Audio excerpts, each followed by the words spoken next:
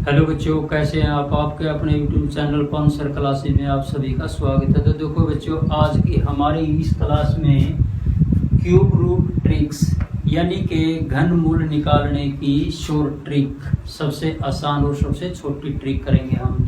तो देखो प्यारे बच्चों, यहाँ पर मैंने 4 संख्याएं लिखी हुई हैं। हमें इनका निकालना है क्यूब रूट यानी कि घन मूल।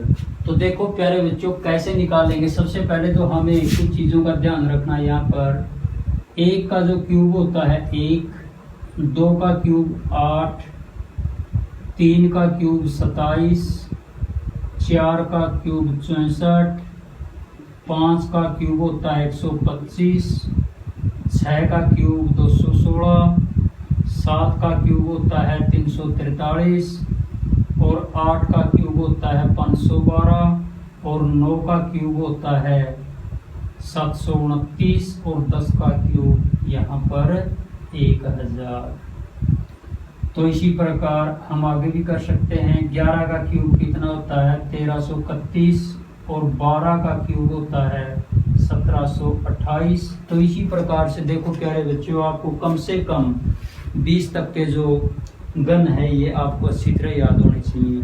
तो देखो प्यारे बच्चों, सबसे पहले हमें देखना है 1 से 10 तक की संख्याओं के घन यानी कि क्यूब। तो देखो प्यारे बच्चों, यहाँ पर 1 का घन 1 यानी कि यहाँ पर 1 अंक दिया हुआ है, तो यहाँ पर भी 1 अंक। इसके बाद देखो सेम अंक कौन से, यहाँ पर एक तो 1 दिया हुआ है, यहाँ पर भी 1 है।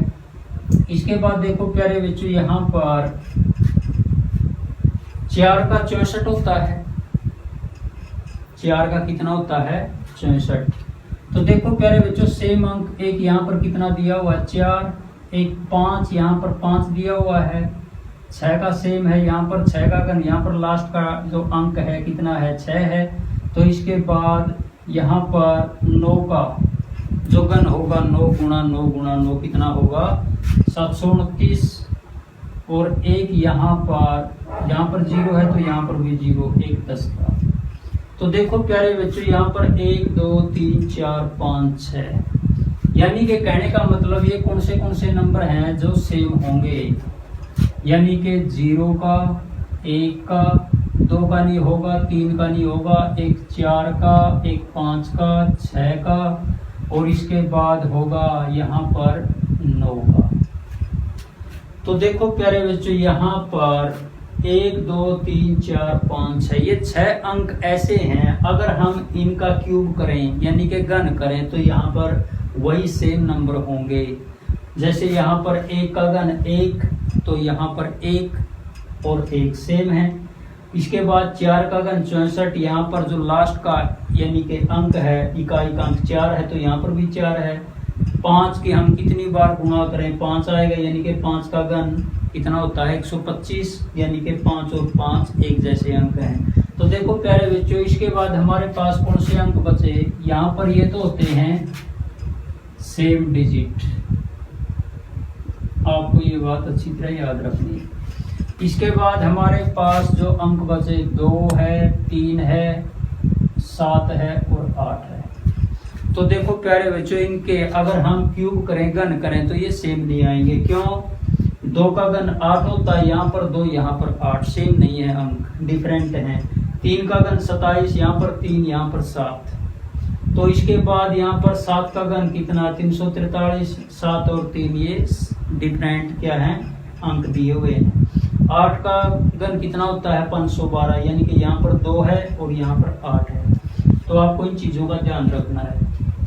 तो देखो प्यारे बच्चों, आपको एक तो ये है जो मेन पॉइंट समझने का, ये याद रखना है। अब हम क्या करेंगे, देखो प्यारे बच्चों, किसी भी संख्या का क्यूब रूट यानी घन मूल निकालने का सबसे छोटा मेथड, सबसे छोटा तरीका क्या है।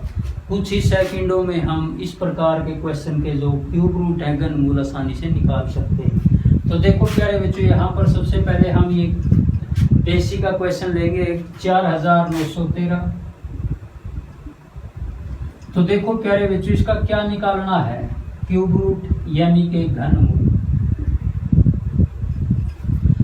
तो देखो प्यारे बच्चों, शॉर्ट ट्रिक क्या कहती है इस प्रकार के क्वेश्चन की। सबसे पहला तरीका 1 2 3, यहां से 3 नंबर लेते हैं हम। सबसे पहला काम क्या निकाल रहे हैं हम यहाँ पर, क्यूब रूट यानी कि घनमूल। तो हमें पीछे से 3 अंक लेने हैं, 1 2 3, यानी कि ये 3 अंक। यहाँ पर जो इकाई का अंक है, यूनिट डिजिट है, कितना है 3। हमें पता है 3 का क्यूब कितना होता है 27। तो 27 में इकाई का अंक क्या है 7। तो सबसे पहले हम यहाँ पर क्या करेंगे, जो 3 का क्यूब होगा कितना होगा 27, और 27 में इकाई का अंक क्या होगा 7। तो यहाँ पर हमारे जो 3 अंक हैं, इनका जो हमारा काम है यहाँ पर पूरा हो गया, कंप्लीट हो गया। अब हमें इन तीनों अंकों की कोई जरूरत नहीं, हमारा इकाई का जो अंक है कितना यहाँ पर 7। अब देखो प्यारे बच्चों, यहाँ पर समझने का पॉइंट, अगला जो अंक है यहाँ पर कितना दिया हुआ है 4। अब हमें देखना है जो भी संख्या यहाँ पर बचेगी वो देखना है, ये जो संख्या बची हुई यहाँ पर 4, ये किस किस के गणों के बीच में है। तो देखो प्यारे बच्चों, हमें पता है 1 का घन 1 होता है और 2 का घन 8 होता है। हमें पता है जो 4 है 1 और 8 के बीच में है।